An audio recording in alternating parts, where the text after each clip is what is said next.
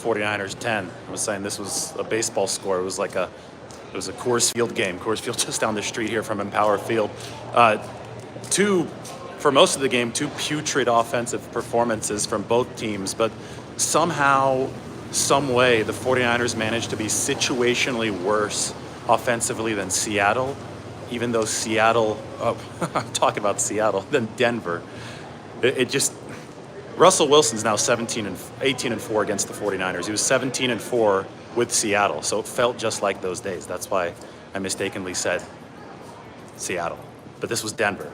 So it was the same story, different team. Denver, this time, does the same thing to the 49ers with Russell Wilson at quarterback. I mean, the 49ers, again, situationally putrid offensively. We're talking 0 for 9 on third down. They finally converted one there at the end, 1 for 10, but then three giveaways. Those giveaways obviously killed them.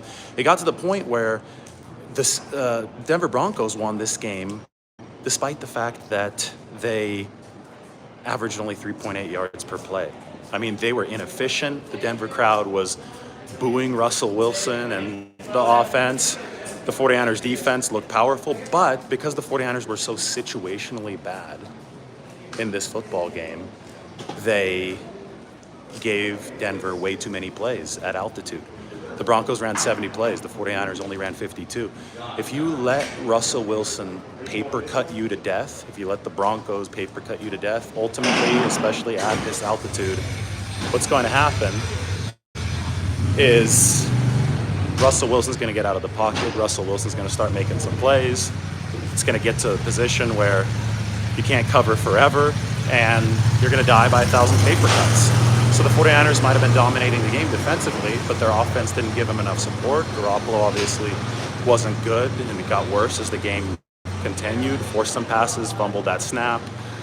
There were some bad breaks, too, on the catching end. Juwan Jennings couldn't hold on to what I thought would have been a game-changing pass to the sideline. Trent Williams got hurt. We're going to check on his status in a little bit. So the 49ers had trouble protecting. They didn't run as well as they could have in the second half, at least as they did in the first half. So the whole thing really devolved.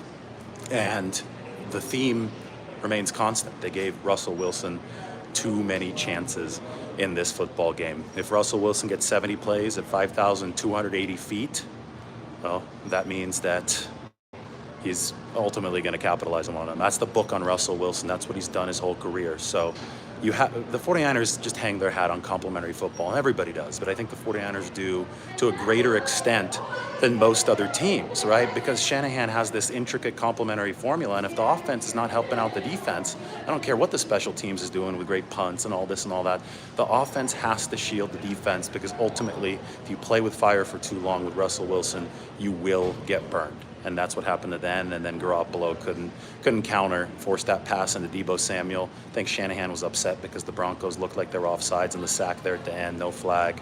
And obviously that Jeff Wilson just got the ball taken away from him, even though it looked like the 49ers would have converted that first down. So, I mean, a lot has to go wrong to waste that kind of defensive performance, and a lot did go wrong for the 49ers to waste that defensive performance. But, I mean, you got to look at it big picture.